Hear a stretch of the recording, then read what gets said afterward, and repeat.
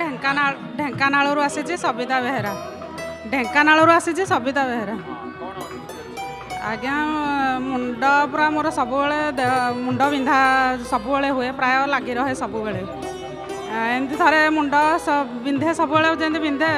ବାପା ଥରେ ଆସିଥିଲେ ପୁରୀ, ଏବେ ମାନେ 6-7 ମାସ ତଳ 6-7 ମାସ ତଳର କଥା କହୁଛି। ବାପା ଆସିଥିଲେ ପୁରୀ, ବାପା ବି ଅନୁଭୂତି କହିକି ଯାଇଥିଲେ। ମୁଁ ଗଲାବେଳକୁ ମୁଣ୍ଡ ବିନ୍ଧୁଥିଲା ଯେ ମୁଣ୍ଡରେ ଏମିତି ଗୋଟେ ଗାମୁଛା ବି ଭିଡ଼ିକିନା ମୁଁ ବସେ, ମାନେ ଏମିତିକି ପୁଅ ବି ଛିଡ଼ା ହୁଏ ମୁଣ୍ଡରେ, ମୁଣ୍ଡ ବିନ୍ଧା ବି କମେନି।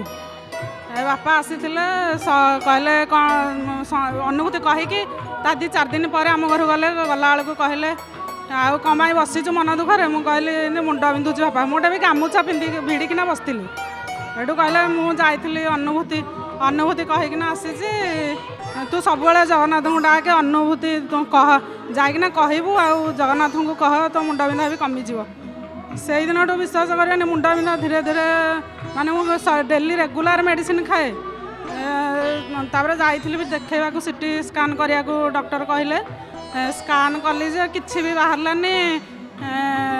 ତାପରେ ଆଉ ଥରେ ବି ବ୍ଲଡ଼ ଟେଷ୍ଟ କରିବାକୁ ଦେଇଥିଲେ, ମୁଁ ବି ଏପର୍ଯ୍ୟନ୍ତ କରିନି। ସିଟି ସ୍କାନ୍ କରିବାର ମାସେ ବି ହେଇଗଲାଣି, 1-2 ମାସ ଖଣ୍ଡେ। ତାପରେ ଏବେ ବି ମୁଣ୍ଡ ବିନ୍ଧା ମୋର ପ୍ରାୟ କମିଯାଇଛି। ମୁଁ ବି ସେଦିନଠୁ ଭାବୁଥିଲି କେଉଁଦିନ ଯିବି ଅନୁଭୂତି କହିକି ଆସିବି। ମୋ ବାପା କହିଦେଇଥିଲେ ମାନେ ଯେଉଁ ମୁଣ୍ଡ ବିନ୍ଧା କମିବ। ମୁଁ ସେଇଥିପାଇଁ ଆଜି ଆସିବା, ଏଇ ଚନ୍ଦନ ଯାତ୍ରା ଦେଖିବାର କାଲିଠୁ ଆସିଥିଲୁ, ପୁରୀରେ ଥିଲୁ। ଆଜି କାଲି ଚନ୍ଦନ ଯାତ୍ରାରେ ଯିବି, ଅନୁଭୂତି କହିବି ଯେ ମୁଁ ଭାବିଲି ବୋଧେ ସରିଯାଇଛି, କିନ୍ତୁ ପୁଅ କହିଲା ବୋଉ ଅନୁଭୂତି କହୁଛନ୍ତି ଯାହା କହିକି ଆସିବୁ।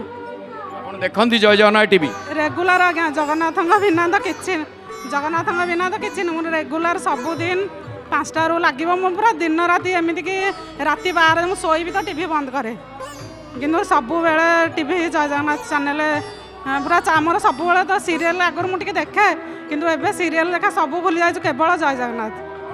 ବହୁତ ଧନ୍ୟବାଦ। ଜୟ ଜଗନ୍ନାଥ ଟିଭି ପରିବାର ତରଫରୁ ଗୋଟେ ପାରମ୍ପରିକ ଜଣାଣ ବହି।